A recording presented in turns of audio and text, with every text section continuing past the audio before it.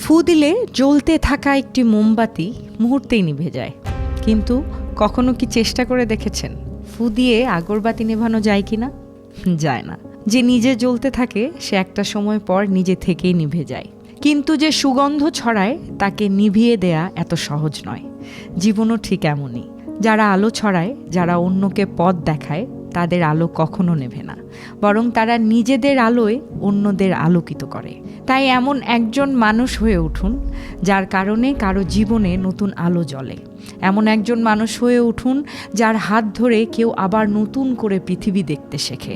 কারো হাসির নেপথ্যের নীরব আনন্দ হয়ে উঠুন।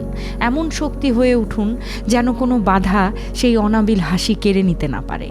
পারলে বিশ্বস্ত কাঁধ হয়ে উঠুন, যে কাঁধে মাথা রাখলে নিমিষেই কারো ক্লান্তি দূর হয়ে যায়। এরকম একজন মানুষ হয়ে উঠুন। মনে রাখবেন, বন্দুকের চেয়েও বড় হাতিয়ার আছে, আর তা হলো একজন ভালো মানুষ হয়ে ওঠা।